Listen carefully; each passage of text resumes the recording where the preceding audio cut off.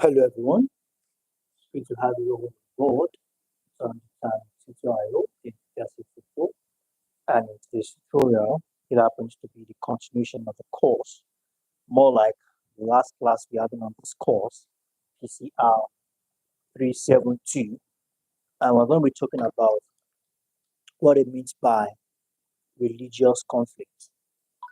I'd like to use the opportunity to do this disclaimer, all right, by resounding it that on this stream, on this stream, what we do is basically educational content. All right, we don't instigate, we don't encourage, we don't instigate violence.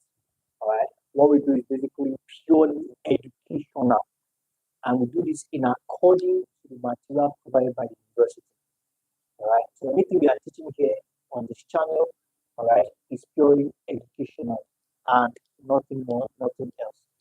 So for those of us who are new to the stream, let's ensure to subscribe to the channel, smash the like button, and most importantly, join our private class where we walk you through all your courses without leaving any one behind. So how do you become a member of our private class?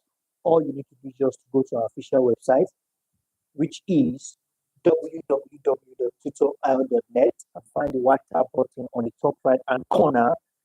Is WhatsApp button to send us a direct message. All right, and from there we take it up and we'll guide you into the private class. So today, without further ado, we're going to be talking about, all right, for quite a while now, we're talking about early warnings. So we are still on that anyway, but one look at it from the angle of religious conflict. Okay, one look at it from the angle of religious conflict. Now, when we talk about conflict, we know what conflict is in general, right? Something we've talked about before. What conflict is in general. All right, it's raining heavily outside, so it gets, might hear some noise behind the background or in the background. Let's just pay attention. Let's focus on the class and not be distracted. Now, speaking of religious conflict, the history of religious conflict in Nigeria is a reminder of sadness, pain, and agony based on the attendant woe that arise from such conflicts across the country. All right, there are some conflicts that are easily managed, easily handled. All right, conflicts that don't cause severe damages, that might not be able to be rebuilt, replaced, or reconstructed. All right, and the likes of those conflicts is, one of them is the religious conflict.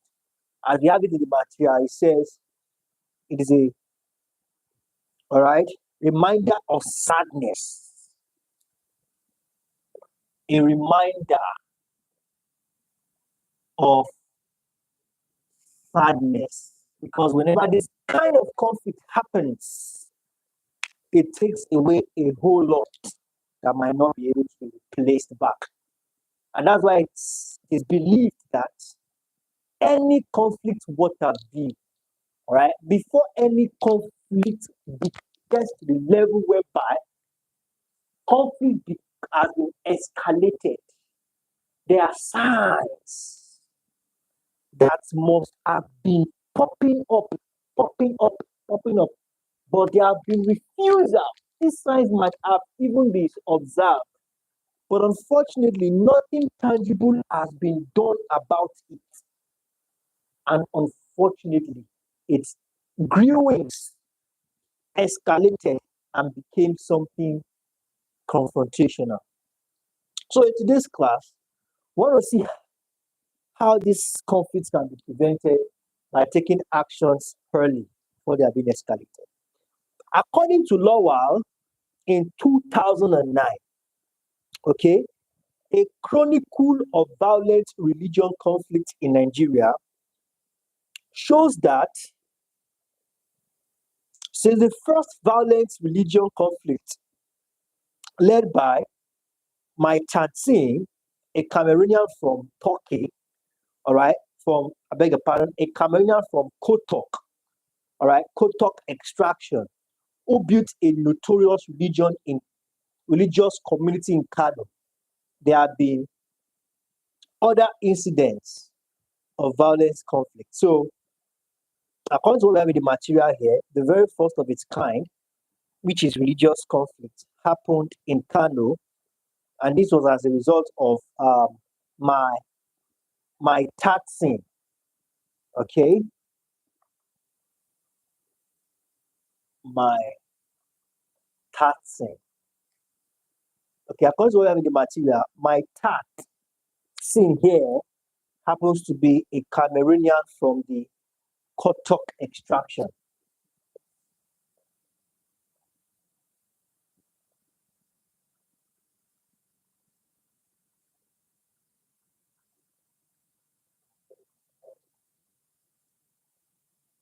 Extraction.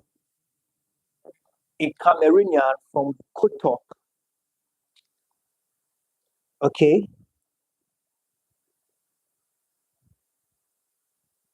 That should be Rome, not Rome.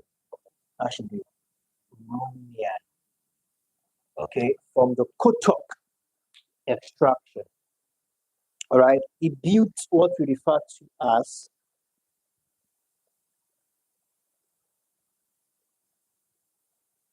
just a moment. Kotok here was able to build what is known as a religious community. And this religious community led to certain religious conflicts. So out of this, we have seen 34 occurred in northern Nigeria, apart from the first one that happened, all right, as a result of Kotok's religious community. There has been 34 other cases in northern Nigeria that has happened mostly in Kano, Kaduna, Borno, Bauchi, Plateau, and Kwara states. Now, 2 occurred in the southern western city of Osogbo in Osun State in about 2001, and 1 in Saki in Oyo State about 2000, all right, in the year 2000. So we have that as that. Now let's begin to break it down into certain episodes now, where we have the early warning and religious conflicts in Nigeria. Okay. Now we have the case of I'm not going to pronounce the name in full, all right, but people in the private class, in our Telegram class, we get to discuss more on that, and people that will get access to the private class will understand better. So we have the case of the BH, not big A, the case of the BH. Now, this BH, according to the law, had been in existence of religious sect that goes by the name, all right, we have the name there, and in the local parlance, they are known as parlance. They are known as BH, meaning Western education is, all right, according to them, for Muslims. All right, so they started as religious sects. All right, started off as a religious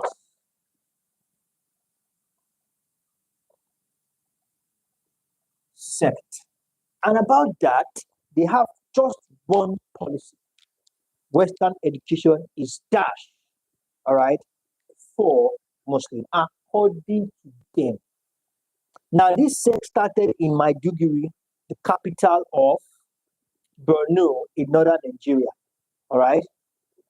And over time, they have been doing their things. And the disheartening thing is that The failure of intelligence and negligence of early warning is what gave rise to what they have become, and many other cases like that in Nigeria. Due to what? Failure of intelligence. Due to failure of intelligence and negligence, just a single L, and negligence. Okay, failure and negligence of early warning. Due to failure and negligence of early warning, all right, early warning signs by the authority remotes, all right, by the authorities as remote are cause a lot of damages. Okay, has caused a lot of damages. It has affected both the citizen, it has affected also the government. All right, as we have seen cases whereby the security personnel are being affected severely. Okay, so we have that as like I said earlier, we need to be careful of the words we use on the stream so we don't get unnecessary strikes. All right, so basically, there are other instances here, but one thing we need to understand is that all these instances due to certain conflicts is because of negligence and failure of intelligence to early warning signs. Early warning signs. All right, by those in charge. So let's evaluate early signs or early response. Okay, early response, there were no early response. So let's evaluate it now. In order to prevent pitfalls and misleading conclusions, it is necessary to learn how to evaluate early response as students of peace studies. Now, by early response steps, we are referring to steps that, all right, steps taken by appropriate agencies of the state to prevent, all right, evaluation of early warning response. We are talking about steps taken by the agencies of the state to prevent an outbreak of violence or breach of public peace based on information getting to them. Okay, based on information they have received, and basically it is what it is. All right, like I said earlier, we are done with the course already, and there's nothing much to say here. So there are some categorized government responses, all right, to these early warning signs. So what do we refer to as government responses to some early warning signs? The likes of security response, putting certain security in place, tightening security. All right. We also have relief by giving people certain bonus, certain gift, certain um, probably is food stuff or just giving them something to make them feel a little bit relaxed. Political response as well, and economic response, just like we had the case of the Niger Delta Development Corporation. Okay, all of these are highly essential to responding to early warning signs. So we have that as that. So we'll call it wrap here for today, and we'll be able to successfully conclude the course PCR372. I'm going to give us an assignment. Okay. Explain in detail and with illustrations the meaning of early warning signs, how to respond to early warning sign, and how to act immediately.